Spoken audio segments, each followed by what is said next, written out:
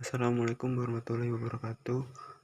Perkenalkan, nama saya Alfian B. Rahman dengan NPM 21406040001 ingin mempresentasikan materi mengenai iman. Apa sih itu iman?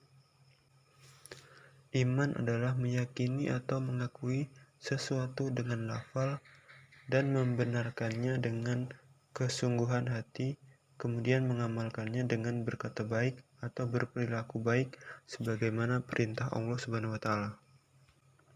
Sedangkan pengertian rukun iman dalam pandangan Islam adalah meyakini bahwa Nabi dan Rasul merupakan utusan Allah Subhanahu wa taala yang diperintahkan untuk menyampaikan kabar gembira dan ancaman kepada manusia di bumi. Iman seseorang dapat bertambah jika senantiasa bersikap taat kepada segala perintah Allah Subhanahu wa taala ataupun berkurang karena melakukan perbuatan maksiat. Untuk memperkuat sebuah iman dalam diri seseorang, maka pengertian iman tersebut harus diwujudkan dalam rukun iman. Iman kepada Allah Subhanahu wa taala. Iman kepada Allah Subhanahu wa taala adalah membenarkan dengan hati bahwa Allah Subhanahu wa taala ada dengan segala sifat keagungan dan kesempurnaannya, kemudian diakui dengan lisan dan dibuktikan dengan amal perbuatannya di dunia nyata. Seseorang dikatakan beriman kepada Allah Subhanahu wa taala jika telah mengimani 4 hal, yaitu 1. Mengimani adanya Allah Subhanahu wa taala. 2. Mengimani rububiyah Allah Subhanahu wa taala, bahwa tidak ada yang mencipta, menguasai, dan mengatur alam semesta kecuali Allah Subhanahu wa taala. Yang ketiga, mengimani uluhiyah Allah Subhanahu wa taala, bahwa tidak ada sembahan yang berhak disembah selain Allah Subhanahu wa taala dan mengingkari semua sembahan selain Allah taala. Dan yang keempat, mengimani semua al-asmaul husna yang Allah Subhanahu wa taala telah tetapkan untuk dirinya dan yang nabinya telah tetapkan untuk Allah Subhanahu wa taala, serta menjauhi sikap menghilangkan makna, memalingkan makna, mempertanyakan, dan menyerupakannya. Adapun fungsi beriman kepada Allah Subhanahu wa taala.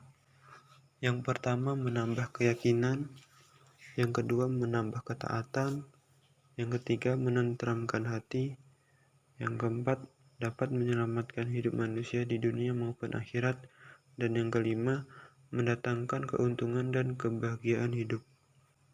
Sifat wajib bagi Allah. Selain memahami fungsi iman kepada Allah, kita juga harus memahami sifat wajib bagi Allah, yaitu sifat wujud, sifat qidam, sifat baqa, sifat mukhalafatul lil hawadisi, dan sifat qiyamuhu binafsihi. Berikut adalah contoh beriman kepada Allah Subhanahu wa taala. Ada banyak sekali contoh beriman kepada Allah yang bisa kita lakukan dalam kehidupan sehari-hari, seperti 1. Mendirikan sholat, 2. Menafkahkan sebagian rezeki, yang ketiga beriman kepada kitab Allah, keempat selalu berbuat kebajikan, dan yang kelima mampu menahan amarah, dan lain-lain. Berikut ini adalah contoh beriman kepada Allah dengan cara mendirikan sholat.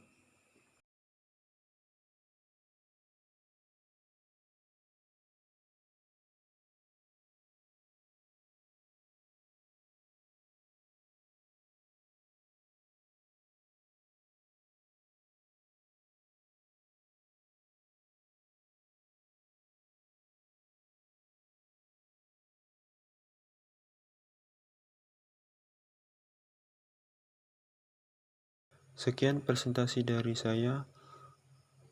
Saya ucapkan terima kasih. Wassalamualaikum warahmatullahi wabarakatuh.